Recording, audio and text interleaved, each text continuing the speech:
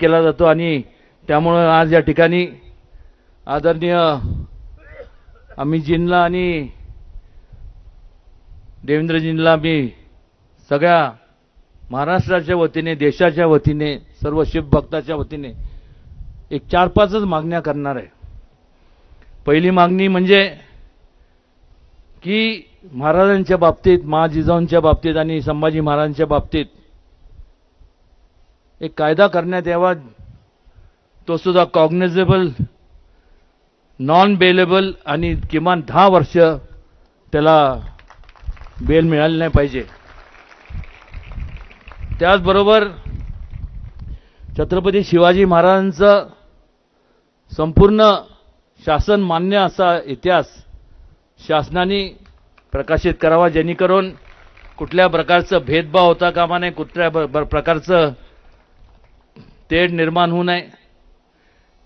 आणि सिनेमॅटिक लिबर्टीच्या बाबतीत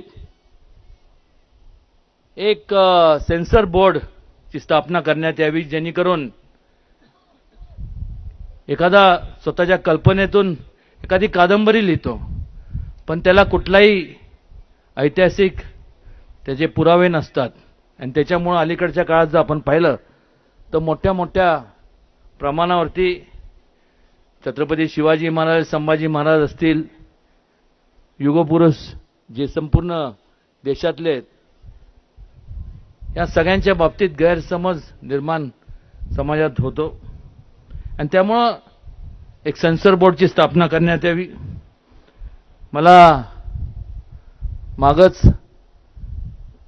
अमितजींकडे आणि देवेंद्रजींकडे मागणी केली होती की जसं रामायण सर्किट ची स्थापना झाली, करण्यात आलं, तसं बुद्ध सर्किट, तसं एक शिव स्वराज्य सर्किट करण्यात यावं आणि कालच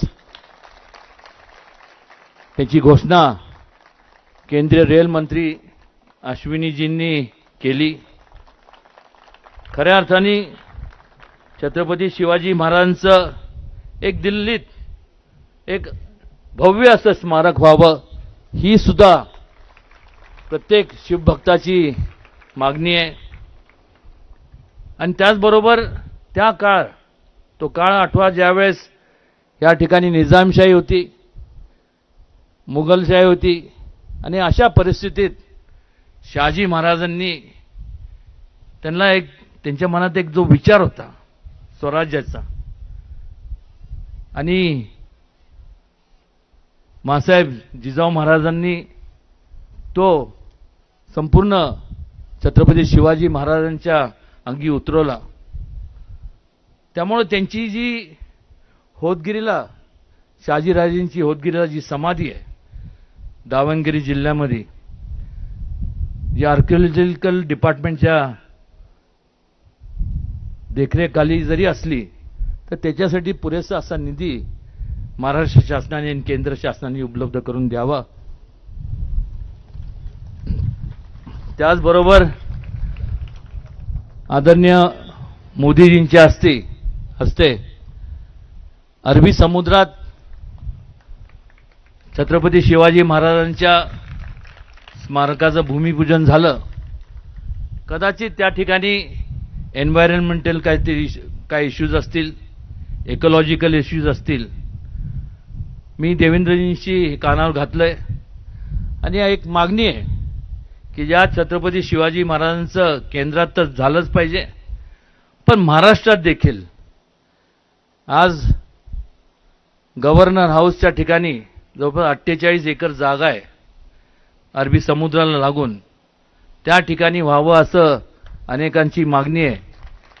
ह्या सगळं हे जेव्हा आपण स्मारक स्थापन करतो किंवा बनवतो, त्याचा मूळ उद्दिष्टच एवढा असतो की भावी पिढीला त्यातनं काहीतरी एक विचार घेता येतील, एक चांगल्या प्रकारे प्रोत्साहन मिळेल आणि चांगल्या प्रकारे त्या देशाची प्रगती होईल।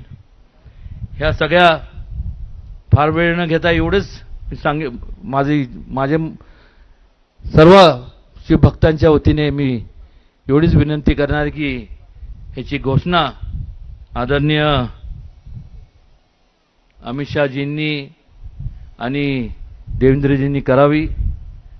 शिवभक्तांचं आणि हे सर्व ज्या काही योजना आहेत याकरता संपूर्ण अनेक वर्षापासूनच्या मागण्या आहेत या पूर्ण झाल्या तर निश्चितपणे त्याचा संपूर्ण आनंद महाराष्ट्राला नाही तर देशाला होईल एवढंच या प्रसंगी सांगतो आणि पुन्हा एकदा आज या ठिकाणी या सर्वांचं स्वागत करतो आणि थांबतो.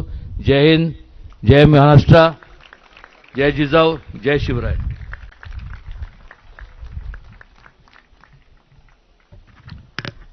माननीय उदयनजी, आपले मनापासून धन्यवाद. यानंतर महाराष्ट्र राज्याचे मुख्यमंत्री देवेंद्रजी फडणवीस यांना अशी विनंती करतो. माननीय उपमुख्यमंत्री एकनाथजी शिंदे यांना अशी विनंती आहे की